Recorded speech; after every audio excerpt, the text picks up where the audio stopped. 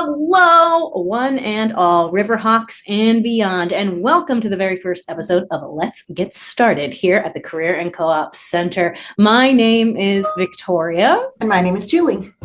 And we are here with the Career and Co-op Center to help you get career ready, one step and topic at a time. So today we're going to be kicking off this fun inaugural series with a little bit about what we're doing here and why we want to help you get started and get career ready. So a little bit of background for our audience. We know that getting career ready can feel incredibly overwhelming. It does not matter if this is your first time going out on the job market or if you've been out there for many years.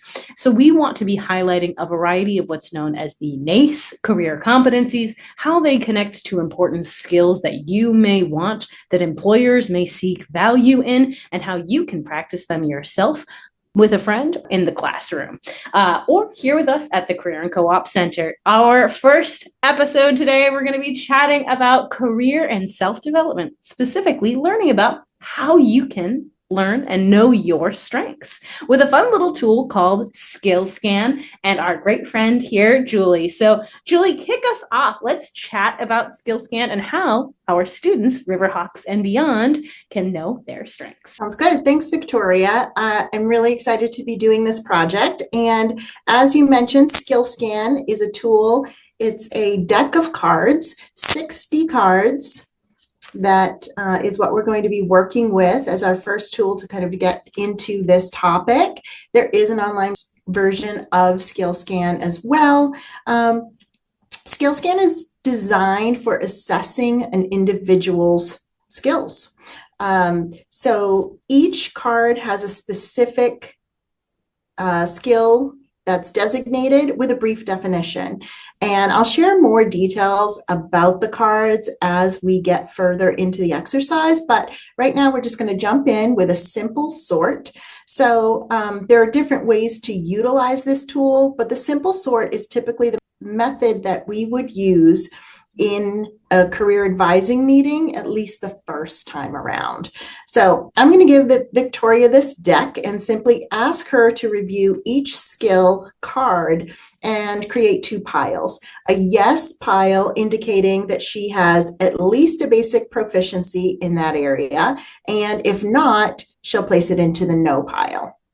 Sounds good. So as Julie mentioned, I also have my own set of SkillsScan cards here, so we can kind of go through and I can learn my own strengths during this exercise and then chat through what that means and how we can apply that information in terms of these different pieces. So I'm going to take some time and start going through this. And while I'm doing that, Julie, do you want to kind of just share a little bit about what these cool colors mean while I'm maybe starting to kind of sort through some piles? Absolutely. So sorting the cards, you'll notice that I mentioned there are 60 cards. There's actually 10 of each of 6 different colors. So the orange cards are in a category that represents the relationship skills. Yellow cards represent communication skills. Blue cards represent management or leadership skills. Gray cards are for analytical skills. Lavender represents creative skills. And then there's green, finally, which represents physical or technical skills. So you're getting a range of different kinds of skills, and then we'll also look at how it breaks down into categories. Perfect. All right. So as a note from our listeners, I think, how long would you normally say this activity takes for our students to do? Like when they're in our office kind of doing this together? What's kind of like the buffer point for something? The simple sort, I would say, is right around 20 minutes. Okay, perfect. So as a little thing for our listeners today, I actually sat down with Julie a little bit early to kind of go through my own cards, but for the purposes of podcast magic, we're going to skip ahead to my own results. That way you can kind of learn a little bit about this process in a streamlined fashion. So Julie, let's chat. Let's look at my kind of initial results.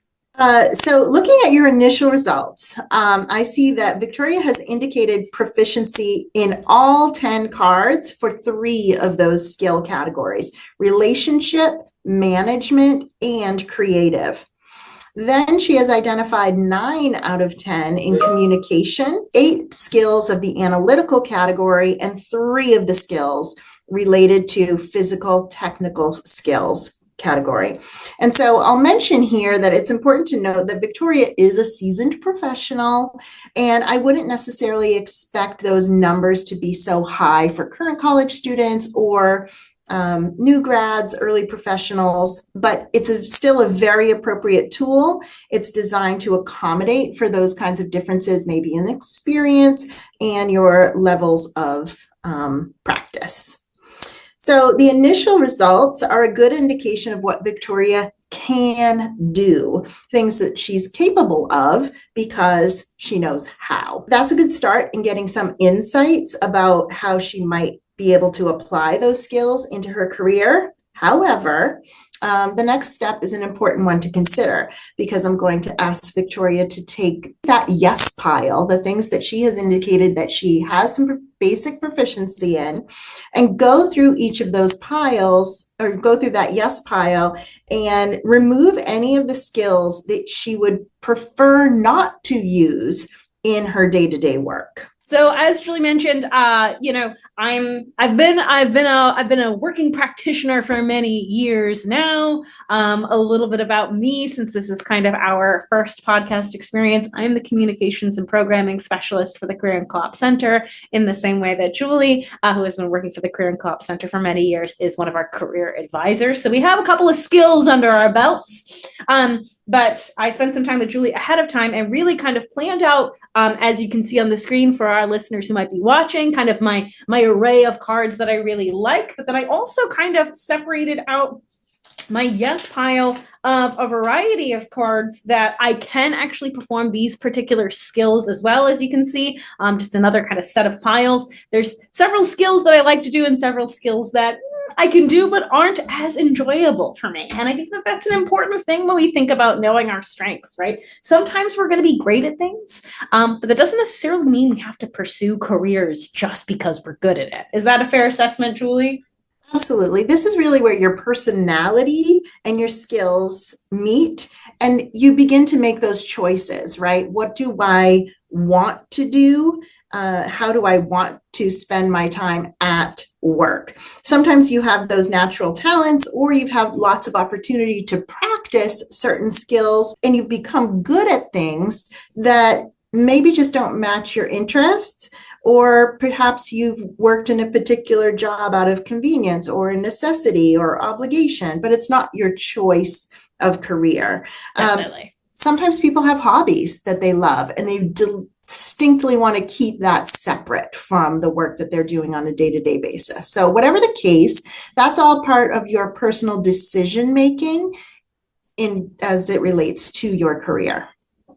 And yeah, I think it's super important. And I think it's one of the things that especially maybe our young Riverhawks have a hard time with, right? It's the fact that just because you're good at something doesn't mean that has to be your only path, and that your career kind of grows that way. So yeah, Julie, let's chat about what these shifts mean based on. So again, for our listeners who are coming to us for the first time, me and Julie did this ahead of time just because we really want to streamline this process for you and get right down to the good pieces of kind of sharing this information. So what's some of these shifts that we see, Julie? What can you share a little bit with me about what you're seeing here? Yeah, so we're going to have another look at your results with this in mind.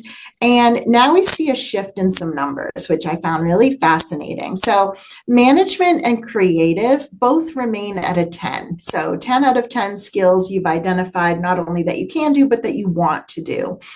Communication remains at a 9. We haven't lost any cards in that category, but your relationship skills have gone from a 10 down to a 7. And your analytical skills have gone down from an 8 to a 2. So lots of proficiency there, much less interest in that area in terms of using that in your day-to-day work. The physical and technical category, you moved from a 3 to a 1. So can you speak to the shift in any of those? Yeah, I mean, so in terms of, and I think it's a great way to kind of fan these out so you can see these kind of gray cards, which fall into that analytical skills is kind of my biggest drop. In terms of these different pieces. So some of the pieces that we might see that really fall into these analytical skills is areas like computing, analyzing, research, estimating, managing data and records, right? So, and that's a really cool thing about each of these cards is when you do SkillsScan, you get to see a bunch of kind of the different pieces, and it gives you a little bit of prompts or descriptors as to what that actually looks like for anyone who's performing this particular action. So for example, managing data or records, the strength of collecting, maintaining, and retrieving data to use appropriate methods, procedures, or technologies, right? So, and part of the reason that I have many of these skills is because I have been doing research for a lot of years of my life. I just finished my most recent degrees, and I now have my doctorate in communication technology and new media. And because of that, I have a lot of skills in the area of data and research and management. But as Julie mentioned, I have a greater draw to more of my managerial and creative spaces. It's the thing that really kind of fills my cup and brings me joy. So while I can speak to those strengths, maybe like, for example, like in an interview, if someone was going to ask me about those skills or proficiencies, I have them, but I may not actively search out roles where that's going to be a dominant part of the work that I need to do. So I think it's good in terms of understanding the consideration of what you're capable of, but also using that as a knowledge point to really seek out the types of roles that you might be interested in, or at least for me, the roles that I'm interested in, which really highlight more of those creative and managerial type spaces. Julie, let's chat a little bit more about my kind of top priorities are again, and kind of what does that mean for me kind of long term in terms of some other things that I should take into consideration, or if we have students who might be kind of performing this particular task either in our office, in our classroom, etc., and what this might mean for them in terms of thinking about these things. It's a perfect segue to the next step in this sort process is really thinking about what are those top priorities. And the numerical information that we have in your sort so far can be an indication, but it doesn't begin and end with that. So even within those top 4 priority categories, which numerically are management, creative, communication, and relationship. And you did mention a couple of those, but they don't necessarily have to be in the order of the number of cards you have in that stack. Mm-hmm. So there is some self-reflection involved here, and I would ask you to put those or choose from any of the 6 categories, really, which are your top priorities. What are the ones that make sense for you? And revisit the cards in the deck. Absolutely. So I think in terms of some of my top priorities when kind of looking through this deck, and again, here's my full deck spread for those of us who might be watching this kind of content online and chatting with Julie a little bit about kind of where my priorities are and some of the different skills associated with the different categories. So for me, my first priority is creative. It's a space that really just brings me a great deal of joy and something that I really relish, not only in my current career, but kind of my past kind of career pieces as well. And within that, chatting about different skills that I really prioritize there, because I should be chatting about the skills here too, Julie, right? Is that what we're thinking about? It's really doing 2 things. One is we're going to identify your top 4 priority skill categories. And then even within each of those categories, we're going to get a little bit more granular. So in those areas where you have 10 cards, I'm going to ask you to identify 4 from each of those top priority categories, indicating your preferred skills even within that. Perfect. Okay. So let's go through each category one at a time and my top 4 skills within each of those categories. So for me, as I mentioned, creative is going to be my top priority. Within that, my preferred skills are brainstorming, conceptualize, visualize, and synthesize. My second priority is going to be management. I find that the ideas of management and the tasks associated and the skills associated with that, I find to be incredibly fulfilling in an area that I'm always trying to grow further in. For me, those preferred skills that I have in that area are envision, lead, set goals, and make decisions. For my third priority, I outlined relationship between individuals, both myself and others. The skills that I highlight most in that area that are my preferred skills are first, train and instruct, second, collaborate, third, counsel, and fourth, provide support. And then for my fourth priority, communication. Communication is core at everything that I've done throughout my career, and it is important to me. So for me, my preferred skill sections is number 1, speak to groups. Number 2, consult. Number 3, speak or interact with others. And number 4, persuade. And as students, if you decide to come to our office, if you're a UML undergraduate student Riverhawk or a part of our Riverhawk kind of community, you can kind of learn more about these cards and see a little bit more of the descriptions from something like that in each of those, or whichever way your cards kind of shake out. So Julie, based on my kind of top priorities and skills, what do you think? What should I know about myself and my strengths accordingly? Well, I think we've already learned a couple of things, right? Is that you've got these strong analytical skills, but it's not your preferred day-to-day task that you want to be using the most in your work. So it's interesting to know what as much about what you don't want as what you do want. And that's with any kind of career exploration, career decision making. I think knowing what you don't want to do is as valuable as what you do want to do. That said, we're going to dive in a little bit more to those 4 top priority categories and those individual skills that relate to those. Because now what you've done is you've kind of created a both broad and specific way that you can talk about your skills deliberately and explicitly. So this may come up in several different areas of the job search process. For example, you might revisit your resume. If you are at that stage where you're really making sure that your resume reflects what it is that you want to do, but also speaks to those potential roles that you may be seeking. So if you are considering how you might want to use your degree, what pathways you want to pursue, you can always check for alignment between the skills that you have and the jobs you're considering.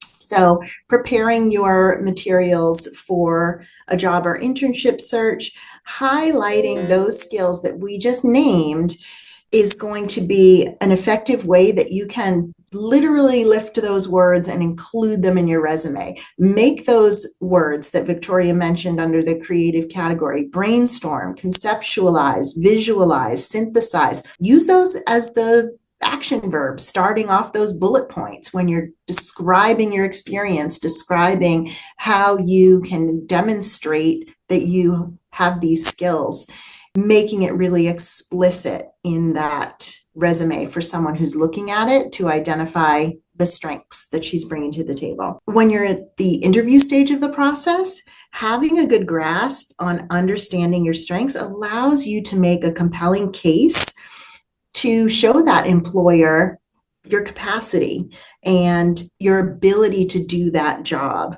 A big part of the interview process generally does involve your helping the employer to see that A, you can do that job. So, right, I've got these tangible skills.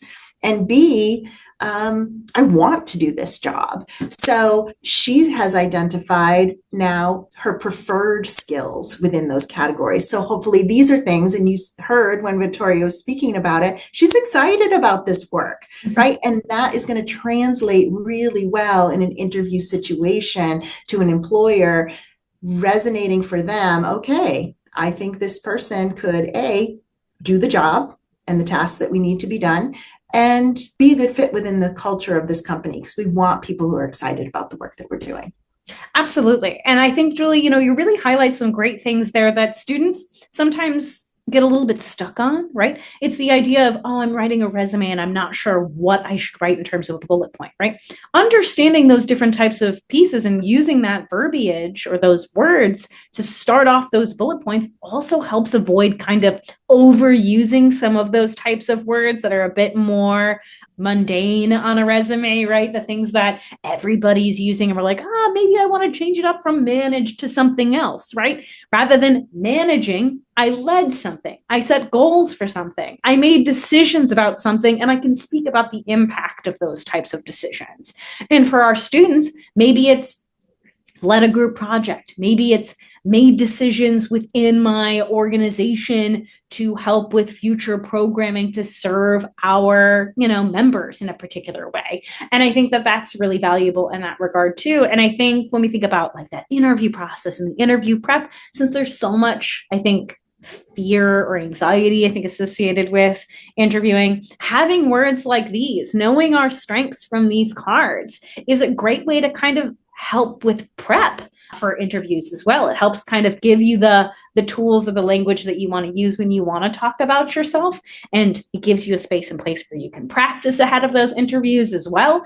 And it's really exciting in terms of those different pieces. But Julie, in terms of we're thinking about, is there anything we should be thinking about in terms of maybe diving deeper, or as a career advisor, right? When you're working with these students or maybe you're going into a classroom and you're sharing something like SkillsScan, what's something else we want to think about? Because to me, this isn't the end point, right? This is kind of the starting point, I imagine, in terms of these different things. But what are your thoughts there? Just to piggyback a little bit more on what you said, I think it is important because you're not using those repetitive words, which makes for a dynamic resume and also shows that breadth, right? So you have a range of skills in the different categories, but also then those individual skills that you're highlighting. Definitely. So I think that it's definitely relevant for any of those aspects of job search process, as well as it's just really a jumping off point. So you can dive deeper into those 6 broad skill categories to look at different subsets of those areas to further refine your understanding. For example, when Victoria selected her top 4 skills in the creative category, they all fell into that intuitive and inventive strands of that skill, and none of them were related to artistic or aesthetic aspects of creativity that some people might automatically assume when you talk about your creative skills. Yeah. So you can get a little more granular even within what we've talked about so far. Within the relationship category, you specifically removed conflict resolution among coworkers or clients, not because you don't have the ability to do those things, but simply that you just prefer not to in your ideal scenario. Sure. Of course, we always have to remember that we don't get to pick and choose individual tasks with a job. Sometimes when you accept a position, there are a mix of elements, some things that you really enjoy and love, and other things that just come with the come along with it. And it's important to do the whole job and meet the needs of the team and the organization's overall goals, and ultimately the individuals that might be served by that work. Totally. And I think that that's something that's really important to consider too, right? There's certain strengths that you have, right? And you want to be in a position where you're optimizing those strengths. There may be strengths that you don't like to use as much, but that doesn't mean you're not capable of using them in the workplace. It just means that you don't want to use them as much. So you're just actively maybe not seeking out roles where that's not going to happen, but it could happen a bit in a role. There's so many things that happen in the job that you have to be kind of aware of. There may also be some times that you're working on a particular element of a job that you love, where it doesn't highlight one of your strengths, right? It doesn't highlight something that you're not particularly good at, or something that you feel that you can't accomplish as well. But that doesn't mean that that job's a bad fit. It doesn't mean that, you're not capable of doing something. It just means that maybe it's not a current strength for you. Is that a fair thing to say, Julie, in terms of that? Or something to think about in terms of that? Because I think that maybe We have this, I think, no pile around here somewhere. Maybe that's where something like that might come into play. I think it's fair. Absolutely. So we are going to do one more step in this sort process that will hopefully round it out and get to exactly the heart of what you're talking about. So I'm going to ask you to go back to that no pile for me real quick and sort through those skills that you had indicated as a low level or no proficiency, and see if there are any skills in there that you would like to develop, whether it might benefit you in a particular role or something that you're interested in, just haven't had an opportunity to do yet. Cool. And again, for a little bit of that extra movie magic, we've already done a little bit of this work together, right, Julie? But again, it's part of this exercise that as students, if you're going to be completing a SkillsScan process yourself, this is one of the areas that you'd be able to look for to kind of examine what these no features are that you might want to develop a bit more, because either it's of interest to you or you believe it's a valuable skill for the type of role that you might be either currently in or the role that you're hoping to achieve later on down in your career development. So, Julie, I think I already shared with you some of my kind of pieces that I was less interested in. So, do we want to maybe chat a little bit about some of those together in terms of those different pieces? Yeah, I think you indicated that budgeting and forecasting would be a couple of skills that you haven't had a lot of experience with yet, but you feel like might be worthwhile or valuable to learn more about. And knowing what you don't know or identifying weaknesses, which again often comes up in those conversations around interviewing and things like that. It's valuable to understand. And once you've identified those, you're able to consider ways that you could set a goal to learn more about these topics. Maybe you get involved in a project where you have some exposure to that kind of information. Maybe it's independent research using LinkedIn Learning or attending some trainings on creating a budget spreadsheet or finding a mentor in the office that might be able to show you the basics and growing from there. Definitely. And as a reminder for any of the Riverhawks that are listening or watching or a little bit of both of this particular content today, UML undergraduate students have access to LinkedIn Learning, right, Julie? Yes, they do. Yes, they do. It is one of the perks here at UMass Lowell, and one of the things that even our office will be exploring in a greater detail to focus on the NACE career competencies and finding some LinkedIn learnings to help evaluate some other skills that we're going to be chatting about in the future. So, all in all, Julie, thank you so much for going through SkillsScan with me. It is such a fun activity. And I think I would say I highly encourage it for all of our students. And I know Julie would say the same. So we hope that everyone who's kind of joined us today has enjoyed learning a little bit about career and self-development overall, and learning about how you can find your strength through an exercise like SkillsScan. For more links regarding this particular topic, you can check out the corresponding blog that's going to be coming out for this episode, that's going to be featured on career.uml.edu, our virtual career center. Full blog link will be available in the podcast and video description for this particular content today. On our next episode, we're going to be chatting about NACE's communication and listening competency, specifically the areas of applying active listening in areas of interviewing and other kind of career type questions, or where they'd be applied long term. As a reminder for our listeners, what we're talking about today, things like SkillsScan, right? These are examples that are used to address different career development features in the context of this podcast, and they're just that. They're examples. If you'd like to find other ways to kind of build your career development or career development skills, you can check out our virtual career center, again located at career.uml.edu, or come in and meet with the wonderful team members like our very own Julie here. As always, for our Riverhawk community, for your career connections and career support needs, feel free to stop by our main office here in University Crossings, Suite 450, or you can stop by our O'Leary South Campus location rooms in the fall or spring semesters. If you're looking for more resources, blogs, and other materials for your career development. Again, stop by at career.uml.edu, where you can also access meeting requests during the fall and spring semesters with a career peer to get support on your resume or cover letter support in terms of those job materials or simple job questions, or for some year-round assistance on your career journey, practicing interviewing, and more. You can set up a meeting with your designated career advisor based on your college that you're currently enrolled in. All in all, we'll see you next time. We're so happy to help you get started.